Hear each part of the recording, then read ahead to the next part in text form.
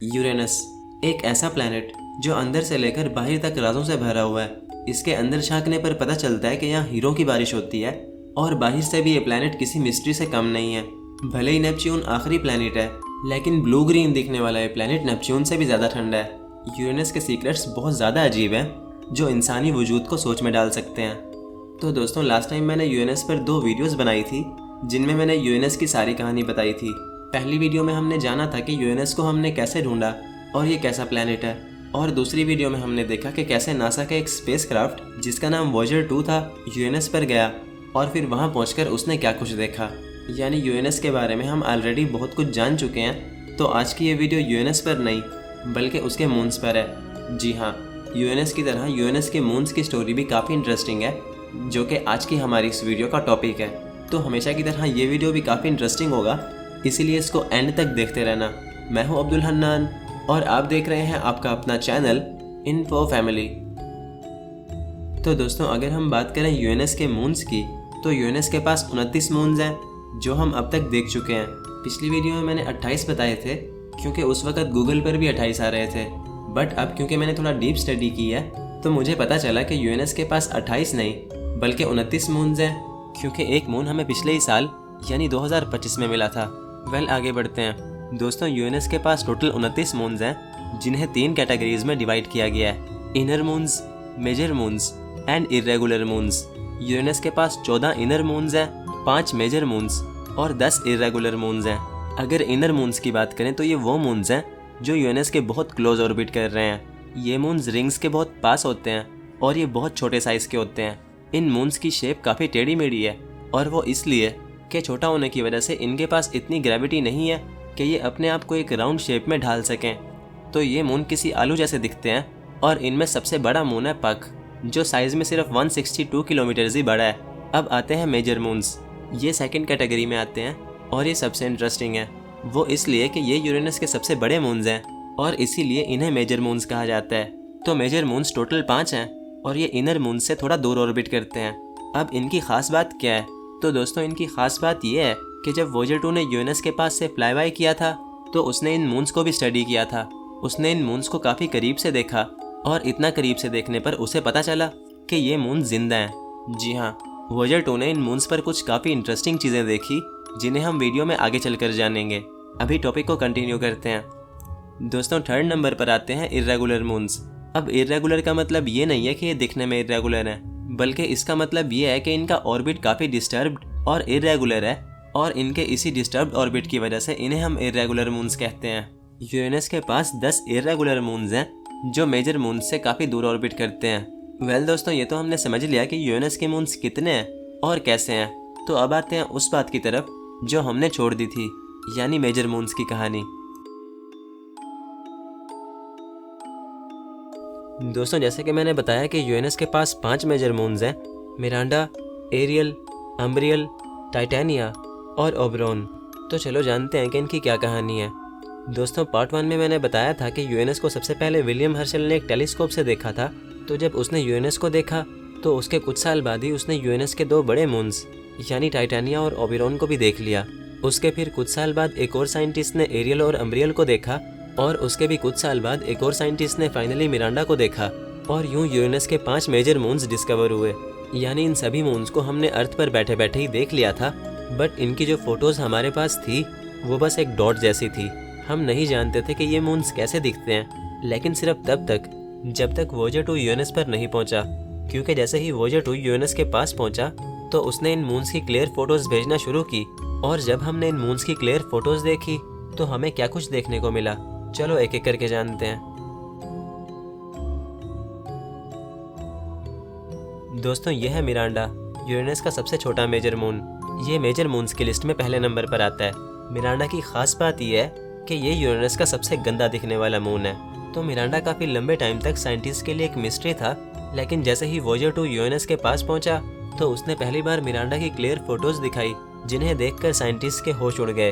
उन्होंने इतना अजीब मून पहले कभी नहीं देखा था। मिरांडा बहुत ही भद्दा और अगली दिखता था, और इसके अगली होने की वजह और कुछ नहीं बल्कि इसकी अजीब सी दिखने वाली सरफेस थी। इसकी सरफेस को देखने से ऐसा लग रहा था जैसे अलग अलग मून्स के टुकड़ों को आपस में जोड़ दिया गया हो। जी हाँ, मिरांडा पर हमने दो अलग अलग सरफेसेस को एक साथ देखा। एक बहुत ही पुरानी और डार्क सरफेस जिस पर बहुत सारे गड्ढे थे, और उसके बिल्कुल साथ एक नई सरफेस जो काफ़ी ब्राइट दिखी। जो सरफेस डार्क थी वो अराउंड 4 बिलियन साल पुरानी थी, और जो सरफेस नई थी वो around 100 million years he old थी। यानी ओल्ड सरफेस तब बनी होगी जब सोलर सिस्टम बना, और न्यू सरफेस तब बनी जब अर्थ पर डायनासोर्स घूम रहे थे। अब ऐसा कैसे हो सकता है? वेल, इस पर साइंटिस्ट अभी भी स्टडी कर रहे हैं, बट उस टाइम ऐसा माना गया कि कई बिलियन साल पहले मिरांडा से एक एस्ट्रॉइड टकरा गया था, जिससे मिरांडा पहले तो कई टुकड़ों में टूट गया होगा, और फिर जब वो टुकड़े आपस में जुड़े होंगे तो वो गलत तरीके से जुड़ गए होंगे। यानी अंदर के कोर वाले टुकड़े बाहर जुड़ गए होंगे और बाहर के टुकड़े अंदर चले गए होंगे। मिरांडा भले एक छोटा सा मून है, बट पास्ट में इस मून के साथ बहुत ही बुरा हुआ था। मिरांडा के बारे में बताने को और भी बहुत कुछ है, बट वो हम इस वीडियो में कवर नहीं कर पाएंगे। तो चलो आगे बढ़ते हैं और जानते हैं एरियल के बारे में।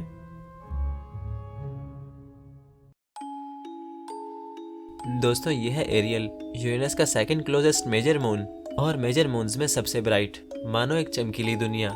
जब हमने एरियल को करीब से देखा तो हमें एरियल पर वो चीजें मिली जो किसी डेड मून पर नहीं मिल सकती। एरियल पर वोल्केनोज फूट रहे थे, लेकिन वो कोई आम वोल्केनोज नहीं बल्कि आइस वोल्केनोज थे। यानी उन वोल्केनोज से लावा की जगह आइस निकल रही थी, जिसका टेम्परेचर -180 डिग्रीज था, जो इतना लो है कि ये लावा को भी जमा के रख सकता है। तो एरियल पर हमने आइस वोल्केनोज देखे, और हाल ही में की गई कुछ स्टडीज से ये भी पता चला कि एरियल पर कार्बन डाइऑक्साइड और कार्बन मोनोऑक्साइड रिलीज हो रही है, जो सिर्फ तभी हो सकती है जब सरफेस के नीचे पानी हो। अब इस ओशन को हमने खुद तो नहीं देखा, लेकिन ऐसा समझा जा रहा है कि अगर वो ओशन हुआ तो वो पूरे 170 किलोमीटर डीप होगा, जिसका अंदाज़ा लगा पाना भी मुश्किल है।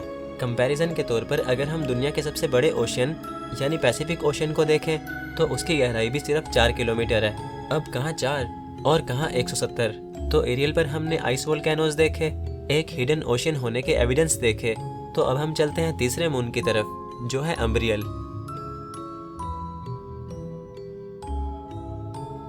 दोस्तों, अम्ब्रियल यूरेनस का तीसरा मेजर मून है, और इसकी खास बात यह है कि ये मून मर चुका है। जहां एरियल यूरेनस का सबसे ब्राइट मून है, वहीं अम्ब्रियल, जो साइज में एरियल जितना ही है, यूरेनस का सबसे डार्क मून है, मानो एक काली दुनिया।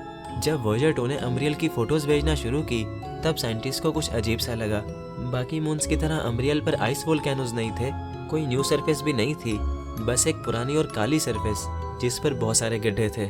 जैसे ये कोई जिंदा नहीं बल्कि एक ज़ॉम्बी मून हो। कोई एक्टिविटी नहीं, कोई हिडन ओशन नहीं, बस एक 4 बिलियन साल पुरानी सरफेस, और उस सरफेस पर 4 बिलियन साल पुराने गड्ढे। यानी अम्ब्रियल एक काली और वीरान जगह थी, लेकिन इसी वीरान जगह पर साइंटिस्ट को एक अजीब चीज़ भी दिखी। दोस्तों, ये है वंडा क्रेटर, अम्ब्रियल की सरफेस पर एक बहुत बड़ा गड्ढा। लेकिन मज़े की बात यह है कि सबसे चमकीला गड्ढा।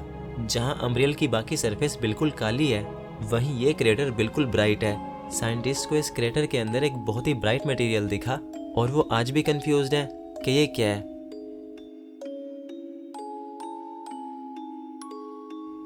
दोस्तों, अब आता है टाइटेनिया, यूरेनस का चौथा मेजर मून।